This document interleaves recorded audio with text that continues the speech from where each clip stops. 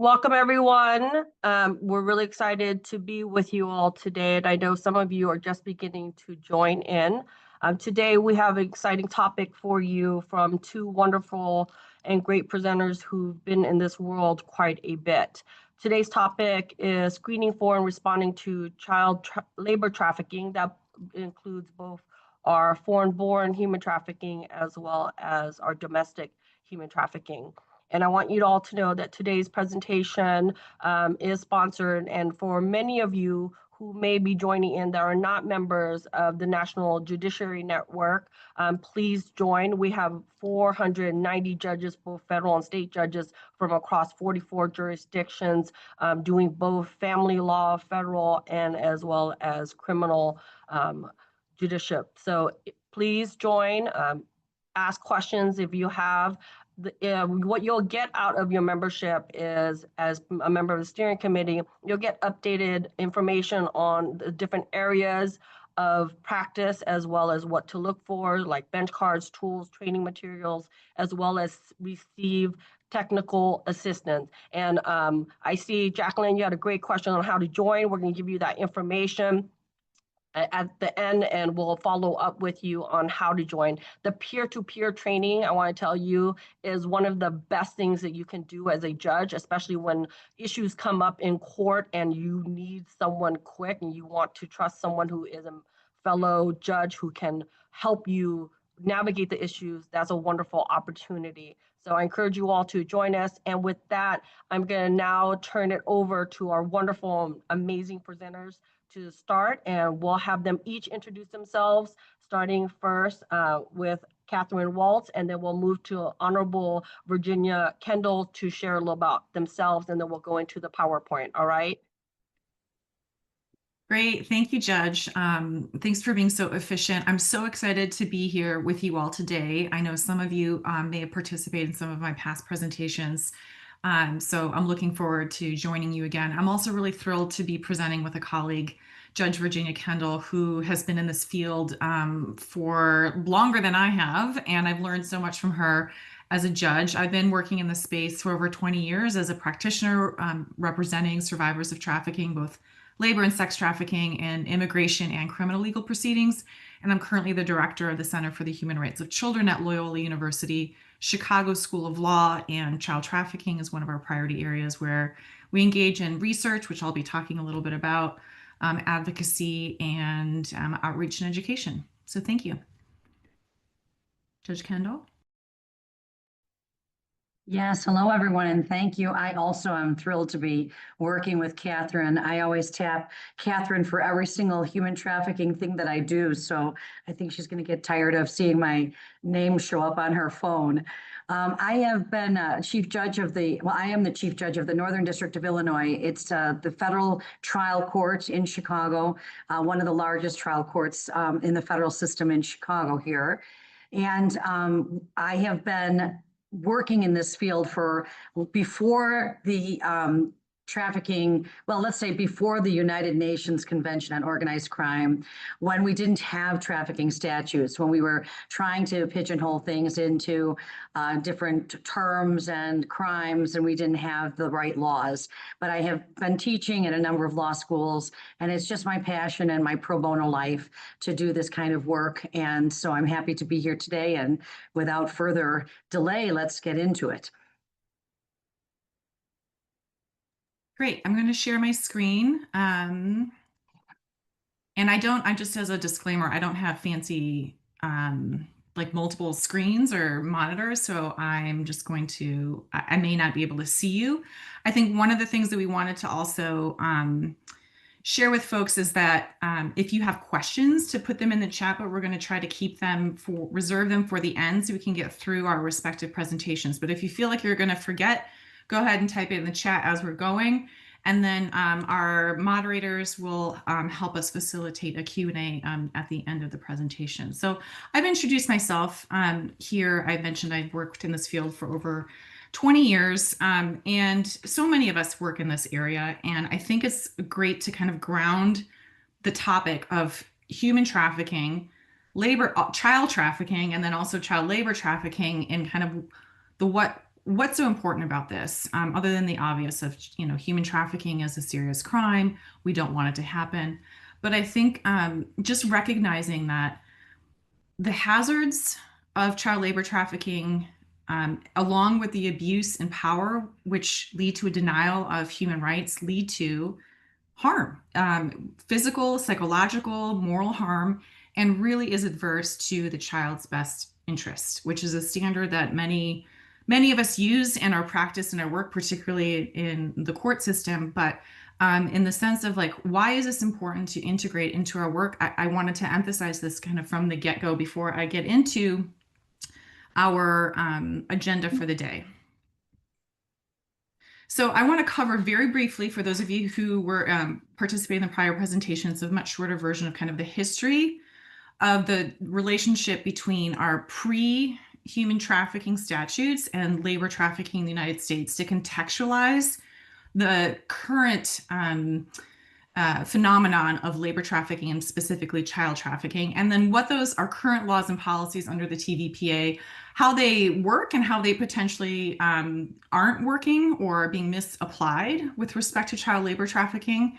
I want to provide some case examples that are going to be related to kind of identification. How do we identify this? So I'll demonstrate that through some cases that have been prosecuted. I want to talk a little bit about, very briefly, about a research project that the Center for the Human Rights of Children, along with Northeastern University in Boston and NYU, conducted a few years ago. That was the first national study on child labor trafficking, because I think that the findings will hopefully inform those of you who are interested in learning more about it on a basic level, learning more about how to identify it, learning about who the perpetrators are, who victims are, and then how to operationalize responding, right, within our respective sectors and our work. And that's part of the recommendations and implications for practice. Anyone who's seen me present before knows that I go really, really fast. I never have time for all of my slides. I've been presenting for long time, and I still haven't figured out how to manage my time. That's a total weakness. So I'm going to go very quickly. And I apologize. Feel free to tell me to slow down or unmute yourself if you need me to slow down or something isn't clear. So I mentioned I was going to talk about very briefly kind of the history preceding the Trafficking Victims Protection Act and the Palermo Protocol. And really, we have had laws in the United States since 1700, since early colonial days, that address the trade or the traffic in persons, right? So when we talk about human trafficking, this is not a new crime. We have a new statute under the Palermo Protocol, an international criminal statute. We have a domestic federal statute. We have state statutes now. But the United States has an unfortunate history in trafficking those who are enslaved and engaging in legal slavery, chattel slavery, pre-13th Amendment.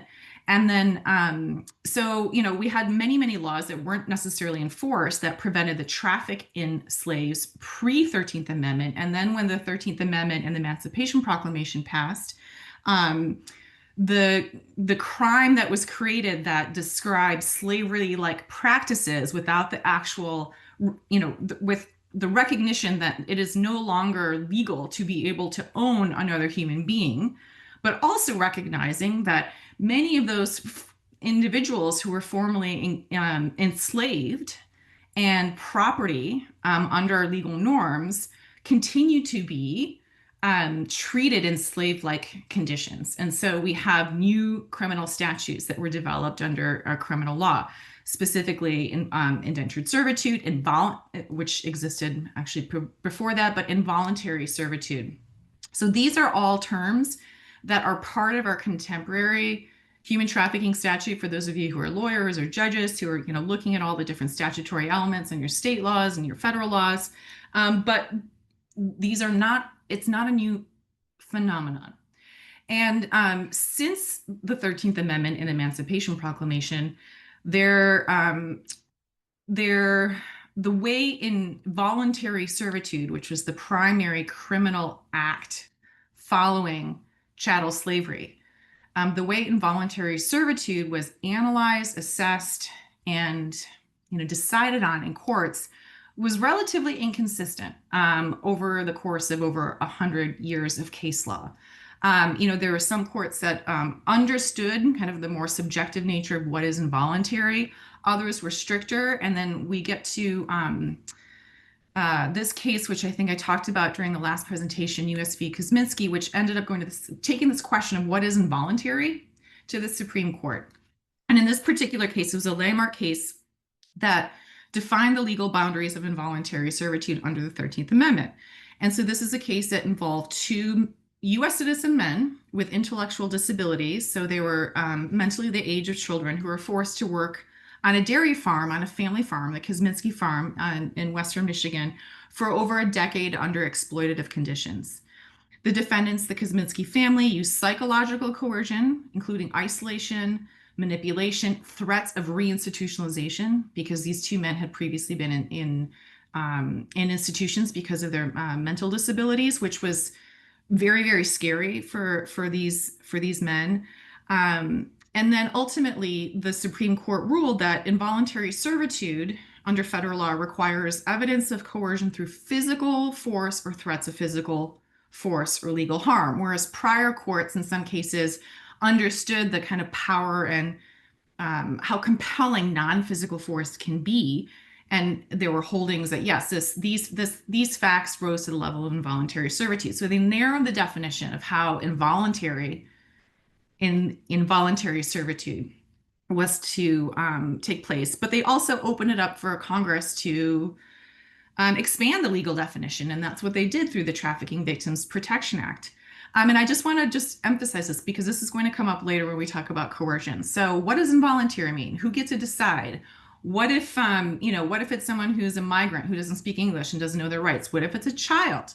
What if it's someone who is coming from an impoverished community with no social capital, right? And then someone's just telling them to do something and threatening them with violence. Is that threat of violence enough, or do they actually need to be physically harmed? So these are some of the questions that have been grappled with in case law preceding the Trafficking Victims Protection Act.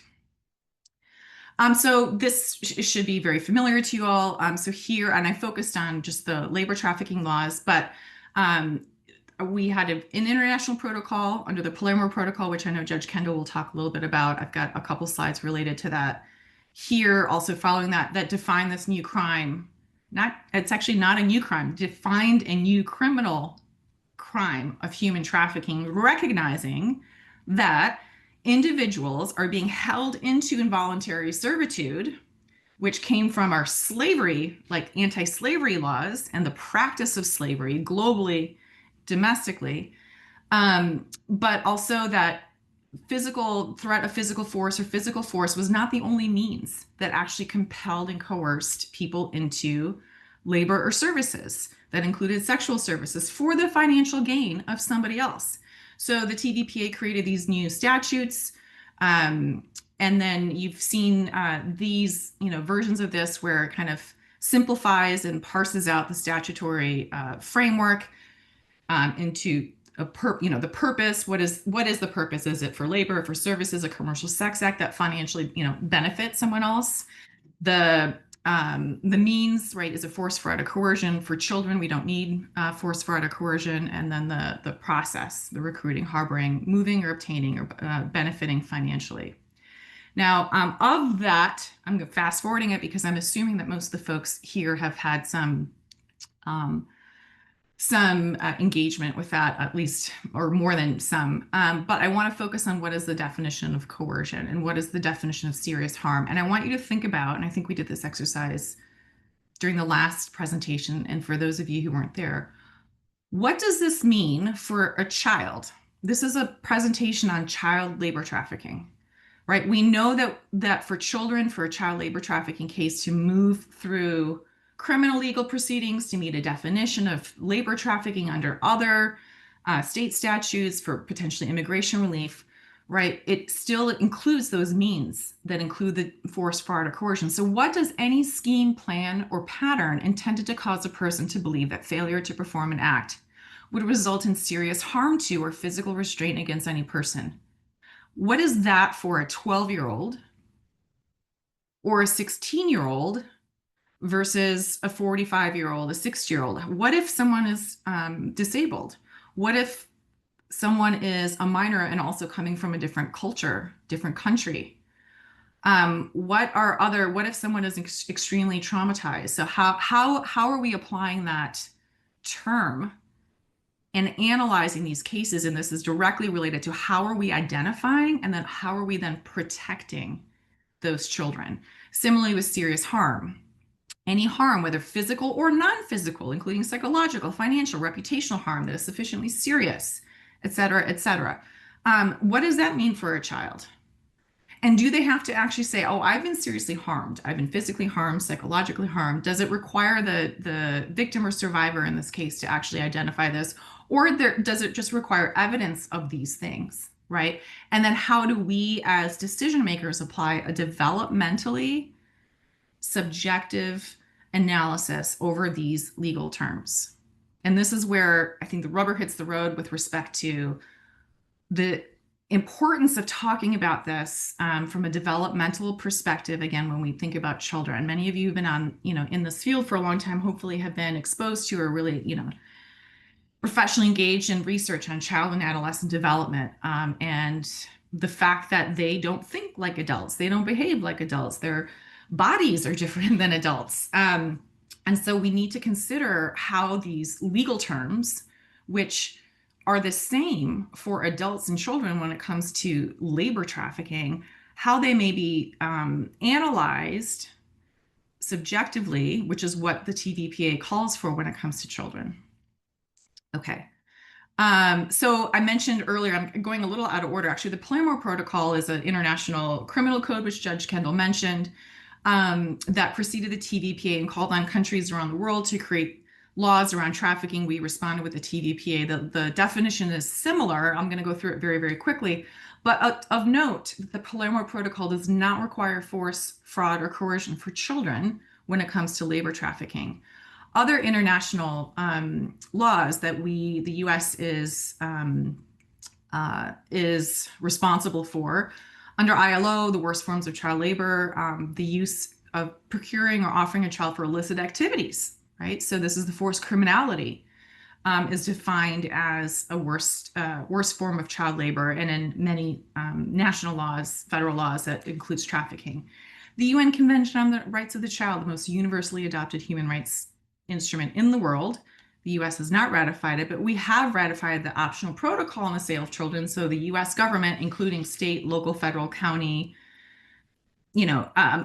all forms of public government do have obligations under the optional protocol on the sale of children. And so that also defines engagement in forced labor, which the US has interpreted as labor trafficking.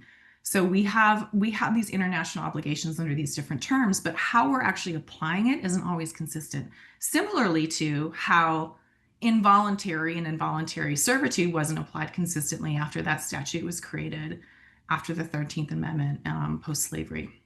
So here's the definition of trafficking in persons under the Palermo Protocol. I'm not going to read it, but you can see there's a lot of the same terms, right, which we've adopted. Of note, in the Palermo Protocol, the consent of the victim of trafficking in persons is unnecessary, right? That it also includes the recruitment, transportation, transfer, harboring of, receipt of person or child for the purpose of exploitation. So even if a child says, this is fine, I want to be doing this work, if the actual crime is evident of trafficking, their consent is irrelevant. And you see this all the time in sex trafficking cases, in many labor trafficking cases, and particularly when this crime is being normalized, which happens a lot more easily with children as well, and particularly if it's happening within the context of a family or guardian. Okay. This is just as a review, going back to our U.S. federal legal landscape in terms of what are the options for relief for victims of child labor trafficking. And they fall into kind of these 4 categories. And so obviously they can be a child trafficking victim witness under criminal legal proceedings, and they have rights as a victim of human trafficking under our Trafficking Victims Protection Act and its subsequent reauthorizations. Many of you, I think all of There are state statutes that are also criminalizing human trafficking that includes labor trafficking. So children are eligible to protection and have rights as victim witnesses in the criminal legal system. If they're and that applies to all victims regardless of their citizenship, right? It doesn't matter if you're a US citizen or not, to be treated as a victim of a crime in our criminal legal system. And then there are protections, and I'm going to talk a little bit about those, although they may be changing and everything changing every week, for those who are foreign nationals who are potential victims of trafficking under our immigration laws. So there's something called a letter of eligibility, which I'll talk about later in my part of the presentation, that provides short-term humanitarian relief to potential child victims of human trafficking who are non-citizens, recognizing that non-citizens typically don't have access to public benefits that US citizens do. So it's not like they're taking something away, but more just giving them short-term access to try to stabilize that child to determine if they are in fact a victim of trafficking. And then if they are, there are opportunities for those children to apply for longer term immigration relief. And that's a separate presentation in terms of how that works. But, the TVPA recognized that you can't say we're going to protect victims, and then in the other arm of the law is actually deporting them at the same time. So it created these opportunities for foreign national victims to stabilize themselves with short-term and longer-term legal status. And then there are also civil opportunities. There are opportunities to sue your trafficker. There are civil remedies under labor laws, and then there are also protective remedies under family court and other civil legal systems as well. So this is really important to know because some of you may be operating in one of these circles or the other. Often children can be engaged in at least 2 or 3 of these different legal systems, which gets incredibly overwhelming and frustrating. And so to think about that in terms of kind of meeting your client, your victim witness, the person in your courtroom where they are at. Okay, I talked about, I was going to provide some case examples. There's a couple that overlap from the last presentation, but I wanted to do a deeper dive in some other kind of more higher profile cases. And I emphasize cases that have been prosecuted through the criminal legal system on a state level or on a federal level, because the burden of proof is higher. It's beyond a reasonable doubt. And Judge Kendall is an expert, an expert on all of this as a former prosecutor and now a judge. So I'm not gonna get too far out of my lane, but I like using these examples because the fact patterns may be demonstrative of cases that many of us may not have thought was actually a trafficking case, right? It could have been something else. It could have been a child abuse and neglect, child maltreatment, maybe even sex trafficking or sexual assault, but not necessarily labor. And this is a non-inclusive list. There are lots of other databases out there, and I'm happy to talk about them. So I'll start with cases that have been prosecuted, and then I want to talk about a little bit the findings from our research project and what those showed about who victims are, who perpetrators are, how cases are identified, how they're frankly being misidentified or not identified, to give you the opportunity to learn from that and walk away from this presentation with better tools and skills to identify. And then folding in a little bit as time allows for like some screening and identification. So I included these examples in, I think, the last presentation of cases that have been criminally prosecuted, which showcase diversity. There are U.S. citizens, sometimes there are foreign nationals, and who are the perpetrators, who are the victims. Here is something where they're walking door to door, where they have quotas of how much they have to sell, and if they didn't meet their daily quota, and that money that was all going to the mother and the boyfriend, right? The children were subject to extreme physical and also psychological abuse. This other case here is a couple from Ohio using physical and psychological abuse, right? Because now the TVPA accounts for a broader definition, not just that narrow definition under the Supreme Court holding under Kosminski that trafficking is physical, psychological, financial, recognizing that, again, the diversity of victims' experiences and what actually compels someone to, compels or coerces someone to engage in labor or services for the financial benefit of somebody else. This was a case in West Virginia, whoops, too far. Hold on, I need to move some of my Zoom screens. In West Virginia State Court, it's a pretty recent case where a couple was convicted in county circuit court very recently for forced labor and human trafficking of their 5 adopted children. And so in this case, it was a white couple that adopted 5 Black children. And the defendants were arraigned on 16 counts, each of civil rights violations, human trafficking, forced labor, gross child neglect, falsifying an application, seeking a public defender. And so this is a case that also demonstrates that trafficking is not like the only crime. Often in these cases, that children who are trafficked for labor are often victims of other forms of abuse, maltreatment, neglect, crimes. I'm going to talk about some of that when I talk about the research project. After a 3-week trial, the jury convicted the couple of all 19 counts, including forced labor and human trafficking.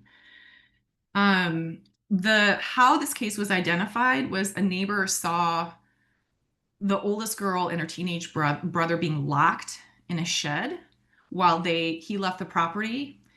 She saw them like in the windows and outside being like lined up and punished and forced to dig in the ground with their bare hands, forced to put their heads hands over their heads for extended periods of time.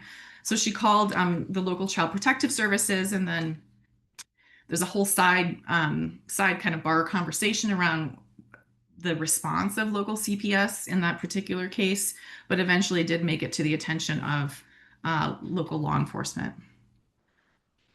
And then in all of these, I have sources and other places where you can get information about the cases. So this was a case that involved in Kansas that involved cult leaders that was the Nation of Islam. And I'm looking for my paperwork in terms of the United Nation of Islam. And so this is, my disclaimer is, faith, religion, Islam is not necessarily like the defendant here. It is how the misappropriation of different belief systems, cultures, behaviors, and power dynamics, including the power dynamic between adults and children, is taken advantage of, again, for financial benefit. So this was a case that actually had started before the TVPA and took almost 2 decades to conclude, where the county was actually giving the faith-based leader in this religious association buildings, like donating them or giving them to cheap, where they were able to kind of run businesses out of them. And in these businesses, children as young as 8 were working full time. There was physical abuse, psychological abuse. For those of you that attended my prior presentation, very kind of similar fact pattern to the US v. Lewis case in the 80s that also took place in Western Michigan, where there was physical abuse, psychological abuse, and the compromising of adults to engage children in forced labor. And how this case was identified, kind of multiple fronts over years and years, as neighbors. Whoops, this identification is different. Sorry, that was from the other one in terms of getting a crowbar to get them out of the shed. But it was just multiple calls to various service providers over many, many years. And I think also the knowledge of the definition of human trafficking and applying it to this particular case that expanded on involuntary servitude. So this case, US v. Victor Rax, is an interesting case. I think I talked about it last time, but this is a case out of Utah that addresses the crime of forced criminality as a form of child labor trafficking. So Victor Rax is a Guatemalan national residing in Salt Lake City, who orchestrated a trafficking ring that was targeting primarily undocumented, but also documented Latino boys ages 9 to 15. So he groomed them, much like sex trafficking. He exploited their vulnerabilities: poverty, immigration status, lack of familial support. He presented himself as a trustworthy figure. He was often referred to as Tio or uncle within the community. He groomed young boys with gifts, food, drugs, and then later he was subsequently subjecting them to sexual abuse and coercing them into drug distribution activities on his behalf. So this is an example of, again, forced criminality as a form of labor trafficking. So this is prosecuted as labor trafficking, where victims are compelled to engage in illegal activities under duress. And our international laws have recognized this. We have a State Department brief that also addresses forced criminality as a form of trafficking. We have also a presumption of non-punishment under the TVPA, which addresses we shouldn't punish survivors of human trafficking, whether they're adults or children, I would say, especially children who are engaged in illicit activities as part of their trafficking experience and trafficking scheme. This case was actually here in Chicago, and I don't know if Judge Kendall, if you are familiar with this one, or if maybe you were even presiding over this one, but this is a recent one, and I'm trying to demonstrate kind of diversity in where these are at, that it's not just the big, there's plenty of cases in the big cities on the coast, but there's also a lot in small towns and suburbs in the Midwest. And so this is a indictment that was under investigation many years ago. It alleges that after becoming aware of the investigation, the woman and her two daughters who were recruiting children from Benin to engage in work in several businesses as well as their homes were actually then moving them across state lines to try to prevent law enforcement from locating them. But because of the task force model and because of the communication between NGOs and law enforcement, both federal and state and county in this geographic area, they were able to ultimately identify this case and move forward the criminal investigation and conviction. Okay, I told you, I warned you all that I'm going really, really fast. So now I'm going to tell you a little bit about research and this project that we just completed a little over a year ago that was a 3-year project that was designed to hopefully better understand what does child labor trafficking look like in the United States. I think I mentioned at the onset of the presentation that there has been a dearth of evidence. There's really very little empirical data on labor trafficking. We've gotten a lot better about sex trafficking, a lot better about child sex trafficking, but very little is known about labor trafficking.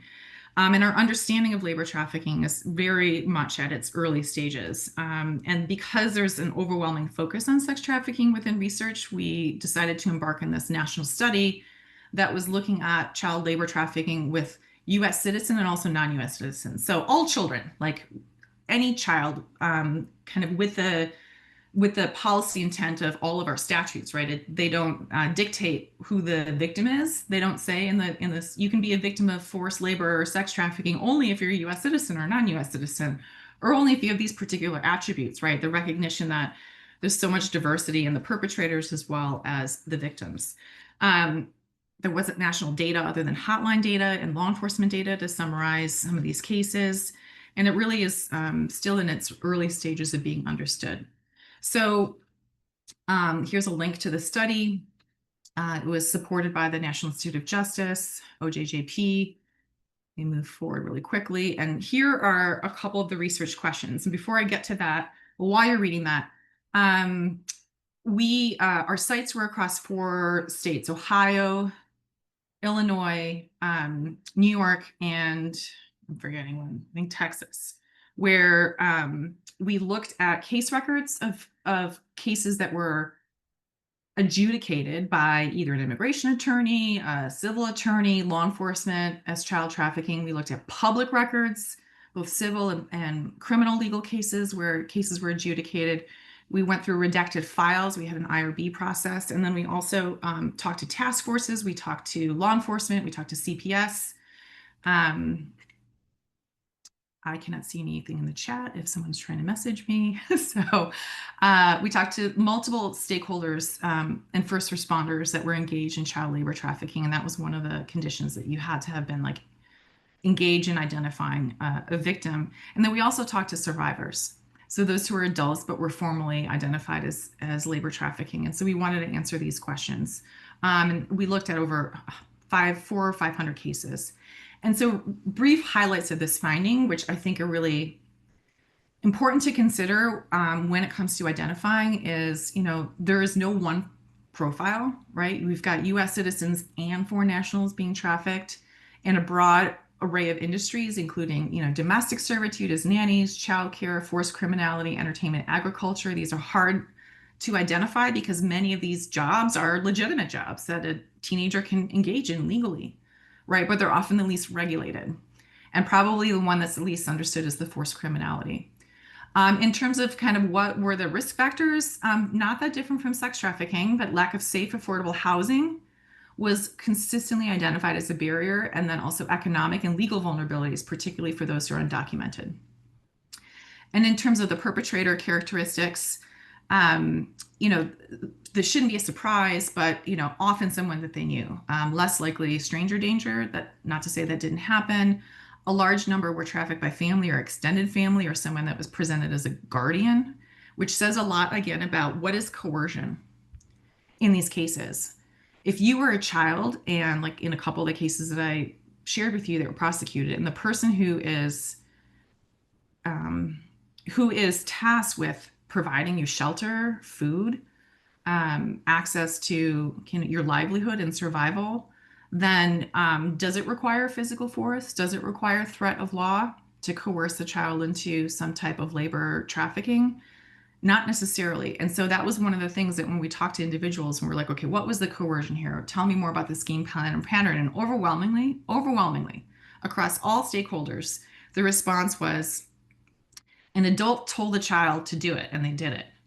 And it was beyond like chores or normal labor. And I'm gonna get to the distinctions of the different types of acts, but that was what was coercive or compelling. And then it just really demonstrated that we need to do more around kind of what is coercion with children. In addition, that child trafficking victims experience different domains of harm, right? So these cases can come to us initially on different types of allegations of abuse, maltreatment, or crimes that include also labor violations, including labor exploitation, which is slightly different from labor trafficking. And so, oh, thank you. I just got the 5-minute warning. Thank you. Which is perfect timing. So just one of the main challenges in identifying these cases is that it's the failing to account for the power and authority between children and adults, right? This developmental piece of like, what is the distinction? How is coercion playing out differently in these cases?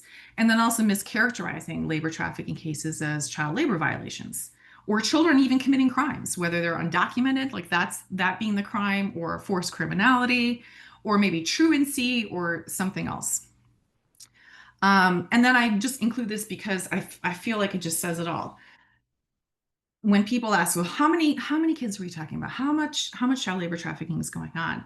It's hard to know because you can't find what you're not looking for. If this is not operationalized, right, in terms of where do you get data on anything? Right? It needs to be operationalized and it needs to be collected. And so far, a lot of agencies that are working with kids are not actually collecting the data. So here are some preliminary implications for practice, right? So do your state laws include child labor trafficking? Are you all screening for child labor trafficking? Are folks collaborating with the labor sector, right? Are justice sector actors? We've got this right now in this presentation. How are we interpreting a child-centric, developmentally subjective analysis of force, fraud, and coercion? And then also for older kids, all of them in our study and in many other studies want some sort of economic security. So looking at opportunities to expand vocational programs when we talk about interventions or what happens later. Okay, I probably have 2 minutes to do this. It's not enough time. When we talk about, I'm going to go to like, how do we actually identify? Like, what do we say? And some of this is you probably already know, like what is trauma in children. So thinking about things from a trauma-informed lens, and Judge Kendall's going to talk about that, and from a judicial perspective. But knowing what this is should inform how we establish trust. And that's going to be challenging depending on if you're behind a bench, right, wearing a robe or not a robe, or if you're in a room, all those things. But recognizing that most of these children have had some sort of trauma, whether it was related to trafficking or their other forms of abuse or maltreatment or crimes, whatever you can do to provide transparency about your role, information, predictability, any kind of control or agency, reliability, proactive support, and more than anything, patience. And so this is the part where I think I have maybe 2 minutes to do this, but I often include like indicators or questions, but I was hoping to engage you all in a little bit more of an interactive exercise before we move on to the next presentation of, so what are some questions that you think you can ask to get to some of these statutory elements? Like, how do you determine if someone is a victim of child labor trafficking? So if you can just add those in the chat, and we can talk about them.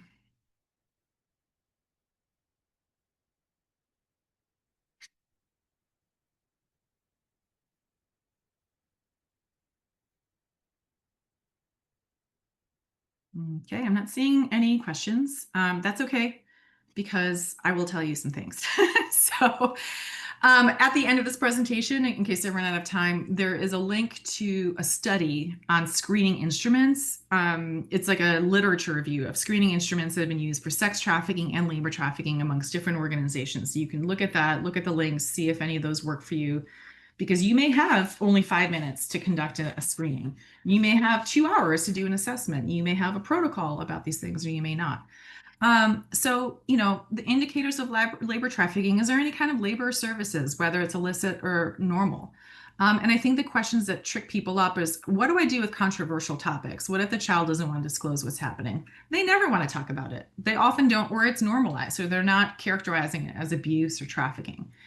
If they're protecting their trafficker, particularly if it's a family member or someone that's like, well known to them, don't talk about the trafficker. Don't ask them questions about that. Ask them about what they're doing. How does their day go? How much agency do they have? If it's a household situation, or there's multiple kids in a particular setting, I always like to know, how are other kids being treated? What happens to them? Or if you're living with your uncle and your 2 cousins, do they get to go to school, or do they have to work after school like you do? Or are you being treated differently?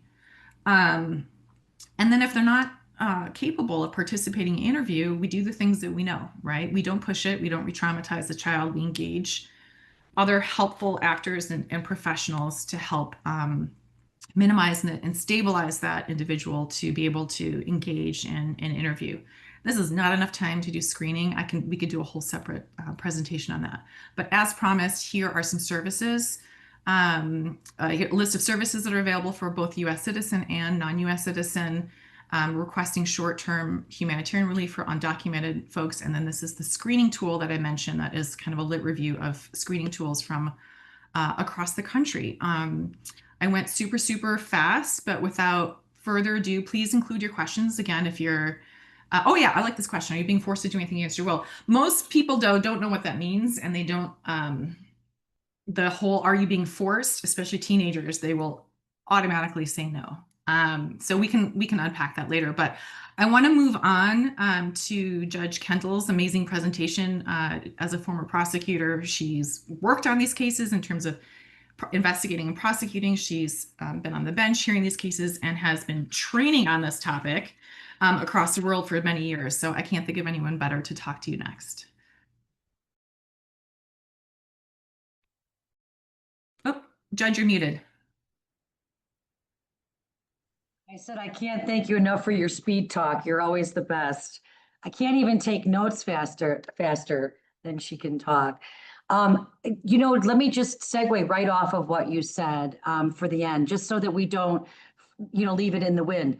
So when there was, the National Immigration Justice Center, the Heartland Alliance organization, when they send volunteers or law students over to the juvenile detention centers, the first thing that you're going to do when you talk to one of these children is that they're going to say something to you like, I'm fine, and nothing is wrong, everything is smooth. And part of the questioning that happens is, well, what are you doing? What were you doing in this place when you were here? How long did it take you to come from, like, I'm thinking off the top of my head of some Chinese children who had come in. How long did it take you to come from China? Were you on a plane? Did you stay in different hotels? Did you have to take a bus? Like, tell me all the different ways you got here. And then you start to kind of unpack the story of what they're doing. And I remember one of these interview sessions where all of the children said that they were passing out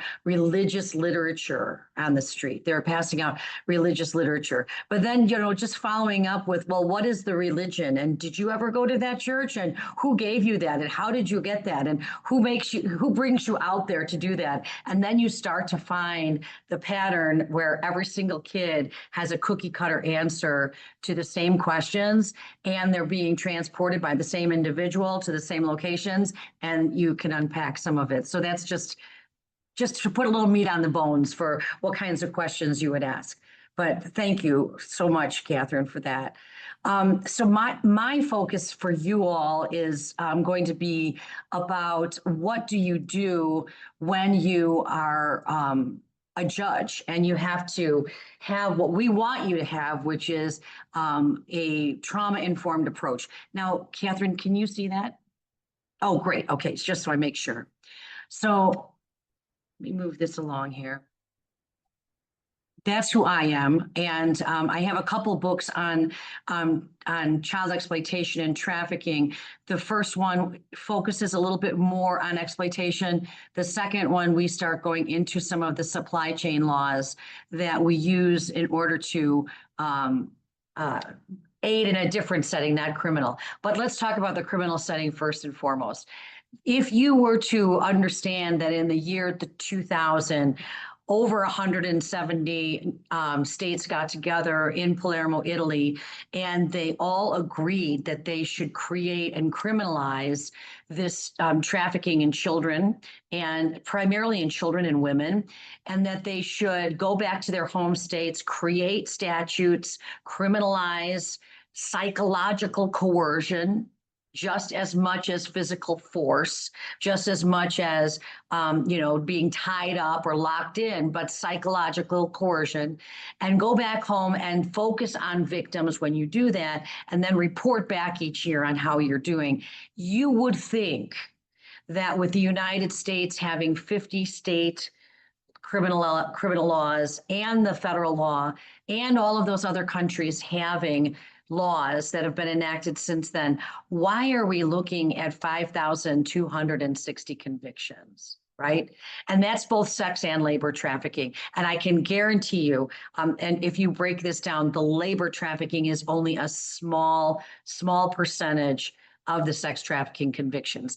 The easiest conviction to get in this setting is a child sex trafficking case, then an adult sex trafficking case, then a minor labor trafficking case. So we're talking about just a small percentage of what we are talking about when we look at the TIP reports, which says that they're identifying possibly 40 million trafficked victims in the world. Well, how is it that we have 5,000 convictions?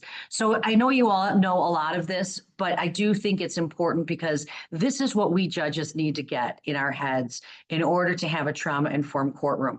We have to recognize that our victims are not running to law enforcement and saying, I am a victim. If I was knocked down the street over the head and my purse was stolen and my computer was stolen, I would run and say to you, if we were all in a courtroom, hey, I just got mugged, I got robbed, and I am speaking out to you, telling you I need help. And you're going to look at me and you're going to say, you're probably going to give me help, right? Because I look like the kind of person, federal judge, who, is giving you a comprehensive and almost who, what, when, where, how of what happened to me, understanding of my victimization. That's what we like victims to do. Our victims of human trafficking, labor trafficking especially, don't identify that way. Number one, they might not even think they're being trafficked. These children may just be doing, as Catherine said, doing what an adult told them to do, growing up in an environment that this is where they were expected to be, doing what they're expected to do. So they're not going to go run up to somebody and say, hey, I'm a trafficking victim. That means that law enforcement doesn't know what to do with those kinds of victims. Law enforcement doesn't know what to do unless you're saying, help, I need you. They are not trained to respond to you if you're not seeking help, right? So Also, our victims generally fear law enforcement. In a lot of labor trafficking countries where child labor is really high, they are really adept. The traffickers are really adept at sending a message to the children that that cop is in my pocket, so to speak. It might be as minor as like going up to someone and talking with him, the police officer, and like, gesturing over to the children working on the street. They might be talking about anything, but then the trafficker goes home and says to them, I've got control over you. That guy knows you're mine. So this is the kind of, dissidence that we have with law enforcement. So law enforcement needs to be trained in that regard. Corruption within different states, corruption where we turn a blind eye or we just don't do anything about it. Prosecuting or persecution of different victims for immigration offenses, fear of deportation. You realize that a minor who crosses our border and comes into the United States is not entitled to an attorney at all.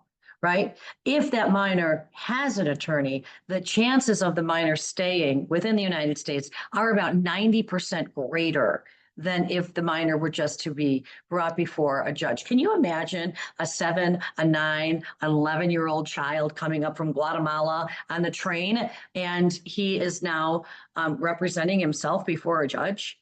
So these are, some significant issues that they're going to fear being brought back to Guatemala, right? So you're going to have that significance there. Also, they just lose control of their own autonomy. I know this is kind of it's a very, altruistic thought, but it is really what trafficking is. It is the psychological control of an individual who's generally more malleable for a number of vulnerability reasons, right? And age here is a significant one. I always teach my class, I say, you can be 80 or you can be, 5. There's vulnerabilities on both ends. I wouldn't leave my mother in the law school lobby and let her figure out where to find me. I just lost my mom too, but I normally use her as an example. She was in her 90s. I would never leave her there, right? And I would never leave one of my grandchildren in the lobby to do that. That's a vulnerability that is preyed upon.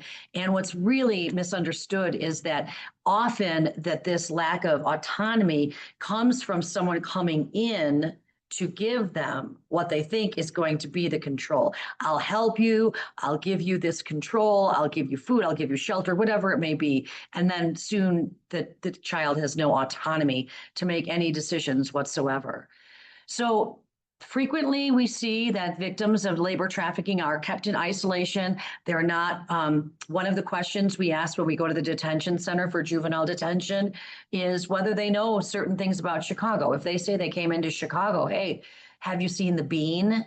Have you seen the Ferris wheel? Have you, what have you seen on the lakefront? If they have not been really brought to Chicago, the trafficker scripts them, oh, I'm in Chicago with my uncle or whatever else. Oh, well, then what have you seen, right? Because people come to Chicago to see certain things.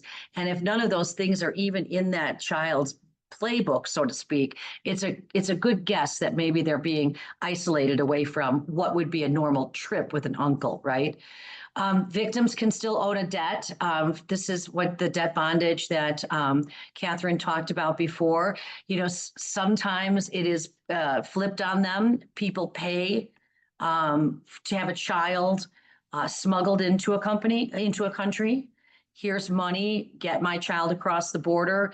And then once the child's across the border, they say, okay, 16-year-old, I put up more funds for you than your mother gave me money for, and now you owe me and you have to pay it back. One way for the smuggling to transfer into trafficking. So frequently the victims are not holding their own money. They're sometimes not holding any identification. The trafficker is holding all of the identification. Now throw in youth and maybe lack of language, lack of culture, all of the above make it so much more of a vulnerability to be coerced. So coercion is the key to labor trafficking. Coercion is the key to all trafficking, really. And I don't like to separate sex trafficking, labor trafficking at the adult level too often because I just think that the sex work is a form of work. But it is different when we talk about it at the minor level because there is a difference between someone being coerced to be on the street for sex and someone being coerced to work. I think one of the things that you need to understand, though, is that in the United States, we definitely think work is a good thing. So we rarely look at a situation and say, oh, you know, there's some young kid who's waiting tables or picking fruit or anything and say, there's probably something wrong with that. We value work in the United States. We value people who are working. And so immediately we kind of have blinders on to see what might be there and might be something that we should be identifying. I think that we judges need to understand that many of the victims that are going to come into our courtrooms are not at all the kind of victims that we're accustomed to. Sometimes these are individuals who have come from another country to seek, you know, food, get out of poverty, work, you know, like I mentioned, the children that are coming up from Central America, they're trying to avoid the gangs. They're trying to avoid being recruited into the gangs where they'll probably be killed on the street. Many come in because they're fleeing a war-torn area or a natural disaster. Think of the Haiti earthquake, think of the Nepal earthquake, think of tsunamis, think about any kind of natural disaster that you see. We have the vulnerability of our children. One of the areas I worked in for many years was Liberia, and Liberia had Ebola, you know, and the disaster of Ebola was so devastating because the culture in Liberia was that the women would prepare the bodies for burial. And so they would clean and bathe the bodies and oil them and then wrap them in cloth for their burial. And then what they did not know was that they were actually transmitting the Ebola to their children as they then held their children and took care of their children. So there were whole family sections that would be wiped out with the Ebola crisis that occurred there a number of years ago. And there were so many children that were left without parents. So it's all of these kinds of, when you see something like a natural disaster or like a pandemic or something, the opportunity for traffickers to come in and exploit is much greater. It just happens. It's like they can smell the weakness and they can smell the opportunity to take advantage of that weakness. And so these are things that we as judges need to recognize because our trafficked victims don't think there is a way out. They don't think that they are going to be able to prove what happened to them, or even maybe they don't even understand what happened to them, and they're completely reliant on the trafficker for all of their basics. And so they're completely kind of psychologically broken. And as a result, they're going to walk into our courtrooms at a point in their lives where we are a sign of authority, right? We're wearing our black robe and we're supposed to make decisions about their lives. What are we doing as judges to make sure that we are aware of that trauma? So first of all, you might see this at the very first stage in front of the judge. It might be throughout each stage, it might be during a trial, and it might be during sentencing. So the victimization you need to be aware of, where is that victim in my courtroom at any given moment in time? The victim is most vulnerable when she or he is first brought into the court. And there is globally a sense amongst judges that the victim witness coordinator of the U.S. Attorney's Office or the law enforcement agency is solely responsible for the protection and the services for the victim. And yes, technically that is true, but it's not accurate to remove oneself from that whole arrangement, because it may be that victim needs protection.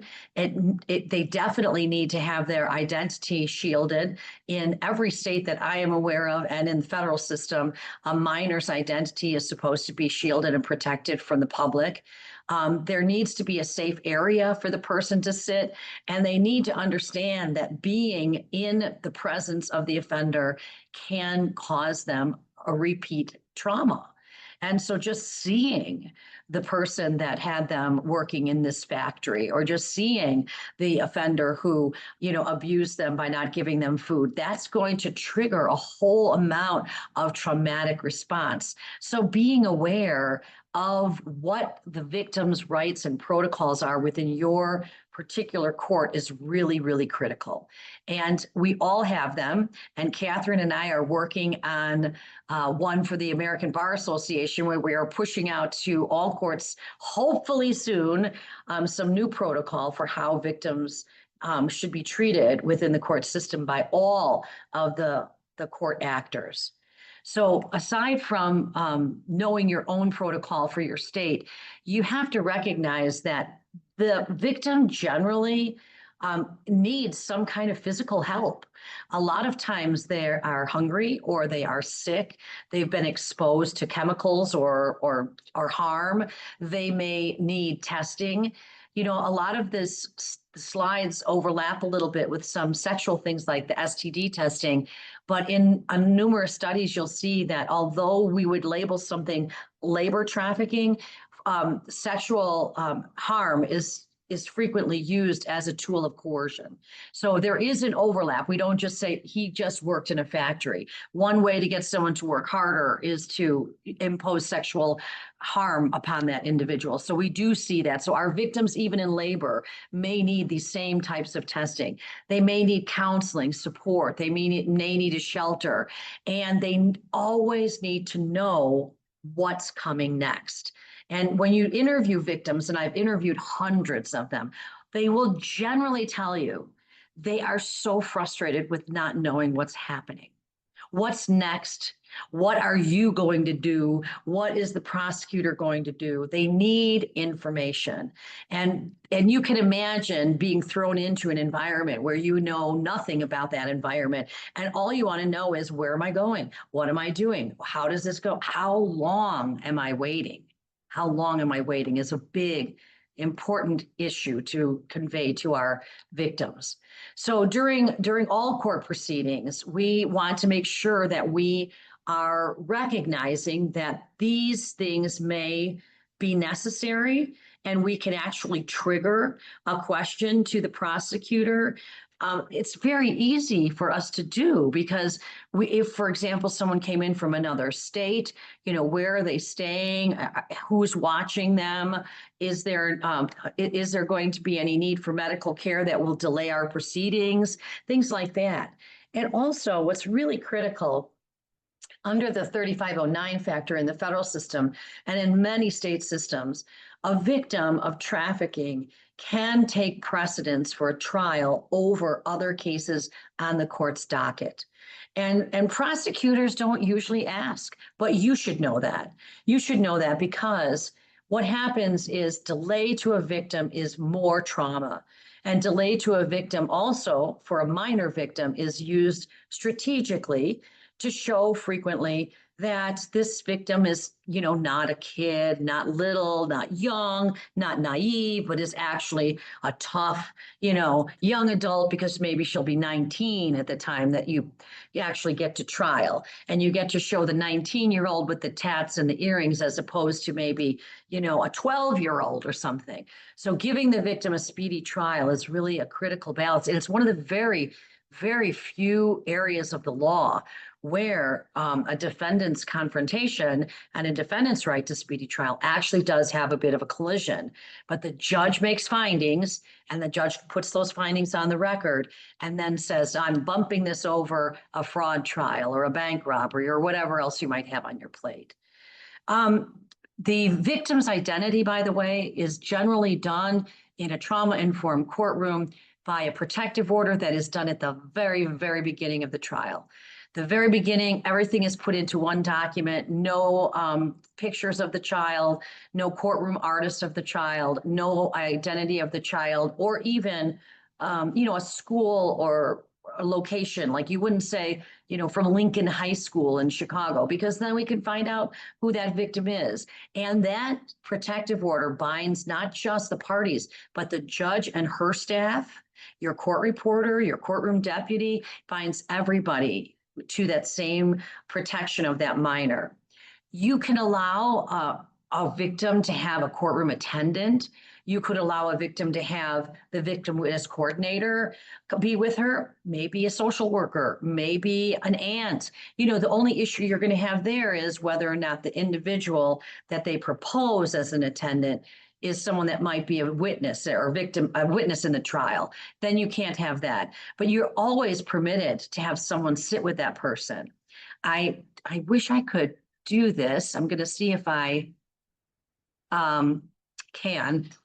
You can even have, can you see that? There is sitting down there a therapy dog. That is Junebug. Junebug and Birdie were trained by me to sit with victims of crime while they're waiting. They don't go in the courtroom. They don't sit next to them on the bench. They sit with victims of crime in the waiting room.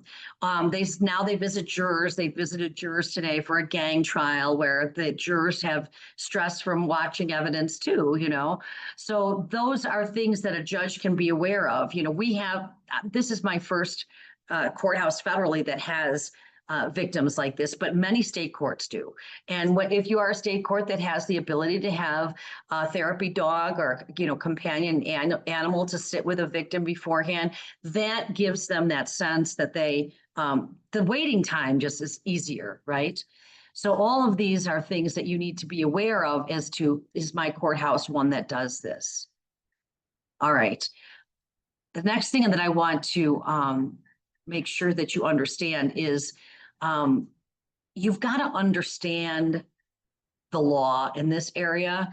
You've got to understand, now I have in here that there's no fraud, force, or coercion if under 18 for labor trafficking. That's the Palermo Protocol. But the fraud, force, and coercion for sex trafficking, and I think maybe, Catherine, you said it a little differently. Let me try it this way. You can't consent if you're coerced, right? I'm going to buy your old Mercedes-Benz for $10,000.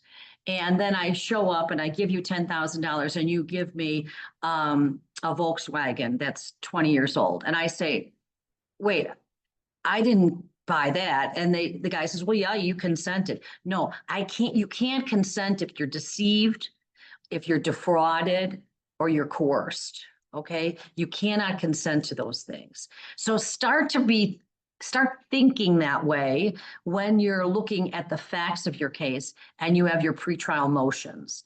Start thinking about the rules like the Federal Rule of Evidence 413 that says you are traffic victims. We don't talk about sexual activity of this victim, even if this victim were someone who had been trafficked before, right? We don't do that. And sexual activity cannot play a part in this testimony of someone on the stand. And remember that when you're making your rulings, you have the ability to educate the public. If the press is watching in any way, write a ruling that explains why you did what you did, or speak it on the bench if there is a reporter in there, so that the story that comes out says something like the judge, emphasized that you can't consent to being coerced. Like that's really critical information for the public to know, and also for just jurors to understand as we move forward. So remember that as you move forward, this is not in trafficking a one-act crime. And this is where we need those task force models so importantly. Law enforcement and judges are accustomed, unless it's like a fraud scheme, which is usually, for money, it's usually a one-act crime. On this day, at this time, he took money from the bank. On this day, at this time, he assaulted so-and-so. He murdered so-and-so. Boom, boom, boom. Just that's it, right? And it's in its little box. But trafficking, you've got to look at the elements. It could be transferring. It could be at the harboring point. It could be at the transport. It could be at the receipt. It could be any part of that chain of activity. Just like I mentioned smuggling, maybe I agreed to be smuggled and paid to be smuggled, but I didn't agree once I got over not to be free. Now you're coercing me to pay off my debt, right? So the case has to look at like the beginning sometimes. How did this person recruit this child to do this? How did this person harbor them in this, barracks or whatever? How did this person transfer them over to somebody else? When you start thinking of it more like a chain, you as a judge are going to admit evidence that fulfills that element. Whereas you might, if you don't think of it that way, you might make the mistake of limiting the evidence that the prosecutor wants to admit, because you're thinking of it, oh, it's only at this moment in time, right when they came in that he was working. No, you have to look at that whole line of acts that the trafficker might have. Now, during the trial, you do have opportunity in many different places to do closed circuit TV or videotape depositions for minors. 99% of the time in all the laws I've seen, you, the judge, will need to make a finding on the record after consulting with someone, a psychiatrist, a social worker. You're going to need to make those findings in order to do that. But you have to remember that the trauma is the trauma of confronting the offender, not simply the trauma of the courtroom. It's very easy for someone to say, oh, well, close the courtroom or give an alternative means because it's going to be so hard on her. She's so young. No, that's not it. It's got to be that, being in front of the offender. That's our confrontation clause, coming right up against your victim's rights. You can always allow your victim to come in a different courtroom door. I allow the victims to come behind me into the courtroom. So there's nothing worse than a victim walking from the far back of the courtroom all the way across the front, right by the defense table, where the defense is staring at him and the defendant is staring at him. They might need more breaks. They might need, some type of timing, maybe they have trauma and they need to, they sleep in longer. You have to be aware of some of these things. And a trauma-informed courtroom is recognizing this. My testimony as a victim is traumatic. It was traumatic to go through what I went through, and my testimony is traumatic. And so any judge then should be cognizant of that in any kind of traumatic setting and allow for a setting that it is a controlled setting where the person can not feel so much angst as they testify. Remember that trauma also leads to inconsistent statements. Judge Kendall, when she was mugged, could tell you, oh, it was a guy with a white hoodie and he was wearing red pants and he had a silver gun and it was 9:03 a.m. and he took, that's not the way trauma works in people's brains. Trauma becomes embedded in them and they suppress it and suppress it and suppress it to survive. So, you can't be a military fighter running across a field of your friends being blown up and crumple to your knees and cry, right? You have to suppress that so that you can get to the end of the field. That's the same thing our victims are doing. They're just living this abusive nature. So they push it down, which is how, and I'm sure you've heard with other, experts, it's that, flight or fright response. It's down in your amygdala. It's not in the front vortex of our brains where we're, working like this today or speaking as fast as Catherine can speak. That's here. But amygdala, that's down here. And that's that complete traumatic suppression, which means that it's not going to come out in smooth, even, hear what, when, where, how. And that means that the details come out in different ways. And as you know, in the courtroom setting, there's a report every time that victim is interviewed, and those inconsistencies are used against the victims. But you need to know that. And that will maybe make you more susceptible to taking in, more should I say, more agreeable, not susceptible, more agreeable to allowing an expert to testify about trauma and the effect on the brain and the effect on recall. When it comes to sentencing, please don't forget that all of our trafficking victims are entitled to restitution. It's a shall. They are supposed to get restitution, and it is supposed to give that victim where the victim would have been but for the trafficking. So, it's okay for you to make it broader than simply paid services. Oh, your restitution is, $6,000 for past counseling sessions. No, you don't have to do that. You have to make reasons. But I've done things like I have taken a 401k and I've put it in a trust fund for victims to access who were trafficked.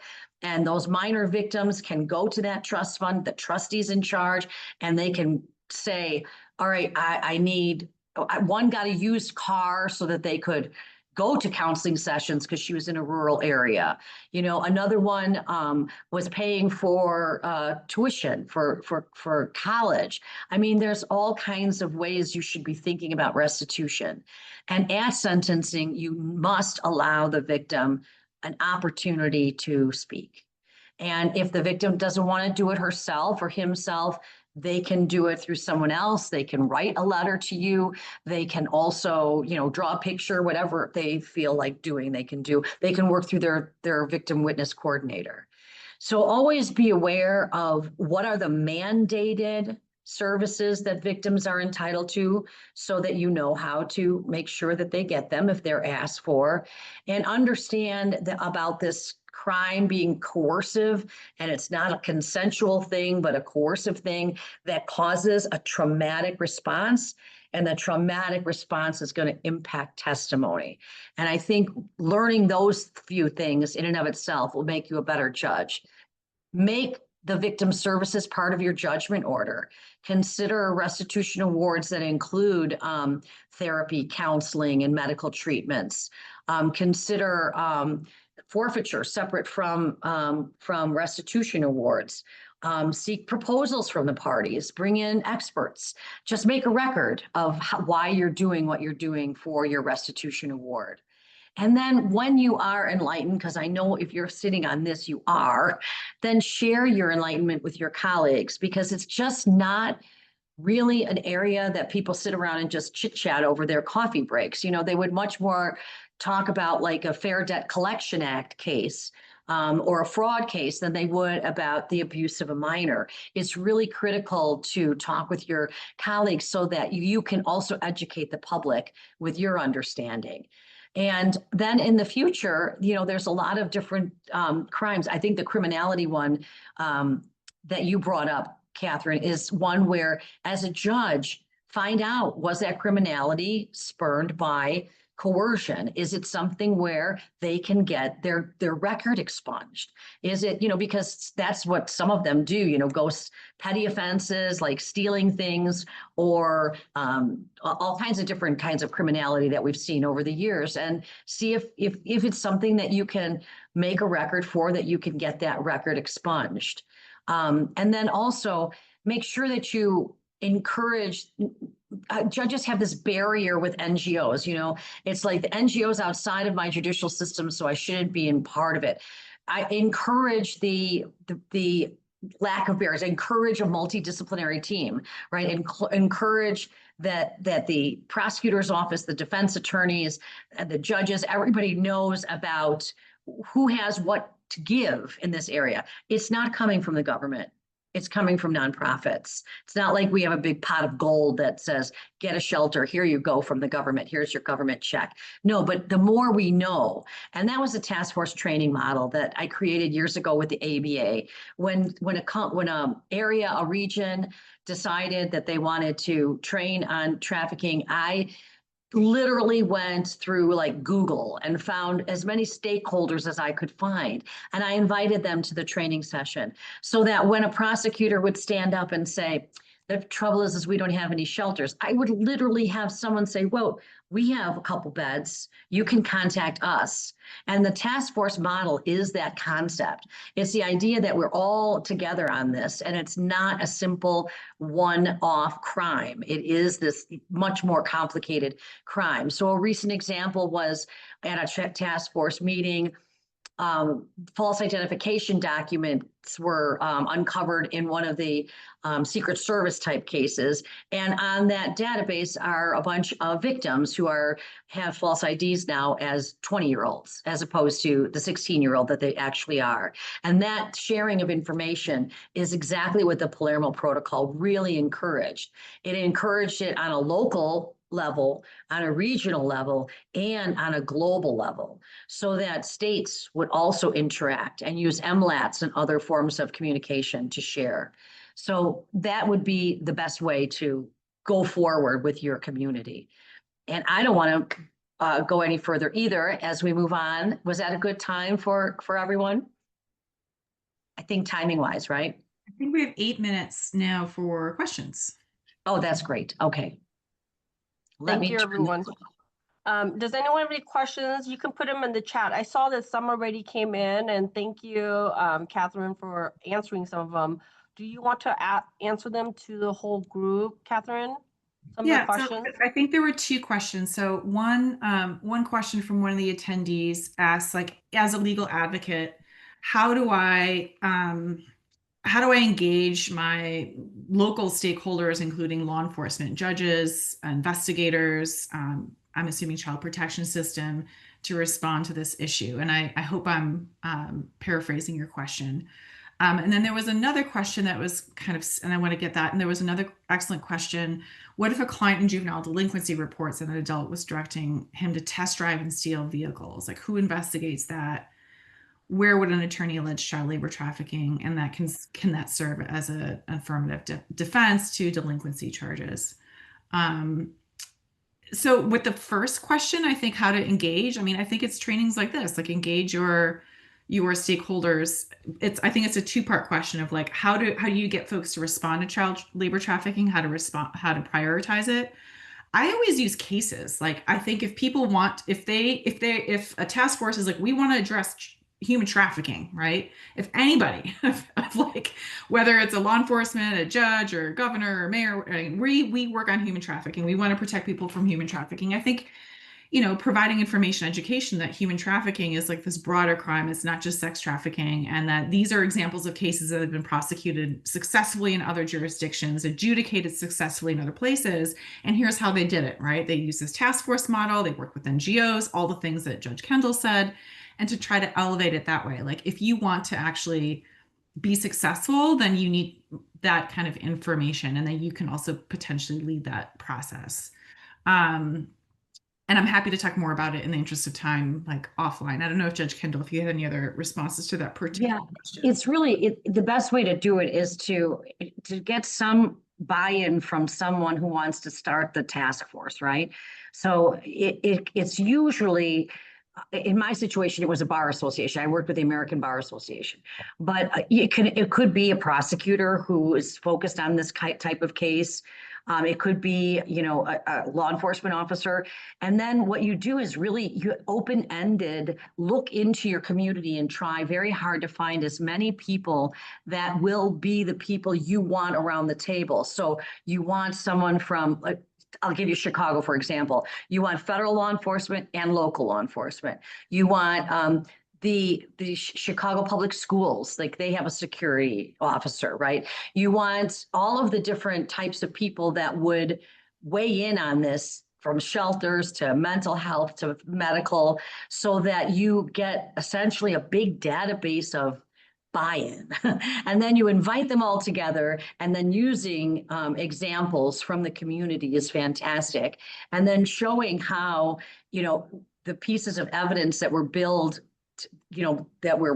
together to make the case were built together because of these different sources of information. And I think that's the best way to do it. You don't have to be like, an appointed, you're the one to start the model. You can do it. You just have to have people that will come with you. And there's, in some cases, there's some funding that gets attached to those. I think I think that's all true. And I think the other piece is understanding everyone's respective professional responsibilities and ethics, their boundaries, and then what are the shared goals to kind of try to mitigate tensions that will be inevitable, right? Like the law enforcement partners are going to move the case forward quickly and they're going to need all these things. And someone who's an advocate for the client may be like, this isn't actually in their best interest. They have their needs first, right? So to have those conversations before it actually happens about how do we proceed in these situations and what are the professional ethical boundaries of all the different stakeholders is really key. I like this question, Judge, about the client and juvenile delinquency. I'm curious what your response would be. If a client is in a juvenile delinquency and reports an adult was directing him to test drive and steal vehicles, so essentially like engage in criminal acts that an adult directed them to, who investigates that? What would you do? Yeah, so that the FBI investigates that for certain. Mhm. And some local law enforcement has some bandwidth to do it, usually not big urban areas. The big urban areas are focused more on, violent crime and other issues. So the FBI would definitely be the one. And you can also go directly to the Department of Justice, Child Exploitation and Obscenity section, and you could report it there.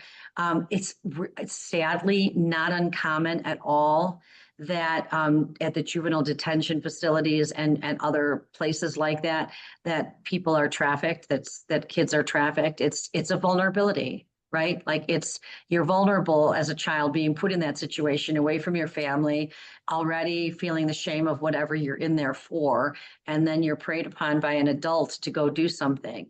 And we've got a number of cases, like there's one out in Colorado, in Evergreen, Colorado, that was with a juvenile detention type, camp facility. Just unfortunately, it's not uncommon. And the FBI would be the place I'd go.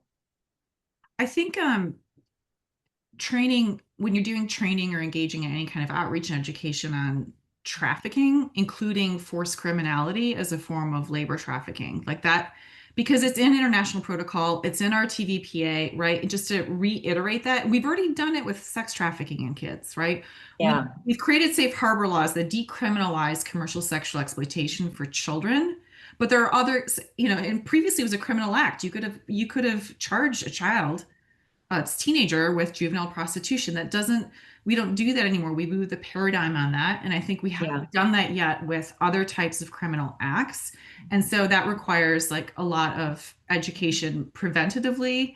And then also political will to be able, be willing to investigate those cases as a potential labor trafficking case versus that child is a perpetrator. There are cases that have gone before the European Court of Human Rights, and then that Victor Rack's case, a lot of those kids were initially charged with a crime, right? Then eventually evolve into, oh, actually this is a trafficking case, because that the stakeholders involved were invested. And I imagine, I wasn't there in those rooms, but there was probably a lot of tense conversations about like, what is this really? Are these kids like bad actors, or are they victims? And it's not always black and white. So it's just an ongoing conversation. I mean, think back to Oliver and Fabian. That's what he was doing. Coercing the kids to go pick pockets, and then they would get caught up, and that would be their problem. Yeah, I think that understanding that though is really critical. And we have a lot of cases where children have been used to either beg, steal, a lot of begging, stealing, or they'll use a disability, like if someone is deaf, using the deaf community as like a lure to get funds. So it's sad, but very much out there. There's an important question, probably our last question, but what do we do to report a child trafficking case? Like, who do we call? And that's a really good question. I don't know if you want to answer that first, then I'll probably have a couple I mean, so usually what we say is you can go to you can either go to the National Center for Exploited and Missing Children that has a hotline, which is or Polaris Project, which is the one that kind of calls them all together. But you could also call your local FBI.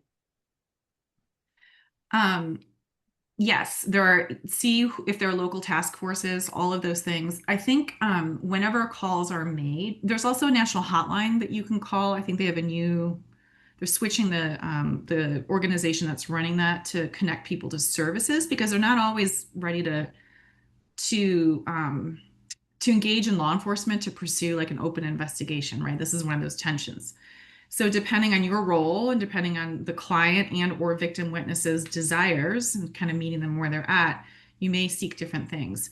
I think it's also important to know that there is federal legislation that requires anyone who comes into contact with a foreign national child trafficking victim to call the Office of Trafficking in Persons, because those kids are eligible for relief and benefits, which I mentioned that U.S. citizen kids already are. I think this is a very, in the thinking about do no harm and best interests of the child, I would also urge everyone to consider who are the best people to call depending on the status of your child. Are they U.S. citizen? Are they foreign national? Some of those calls to federal law enforcement agents may not be as responsive and in the best interest of the child. Yes, thank you for posting the hotline.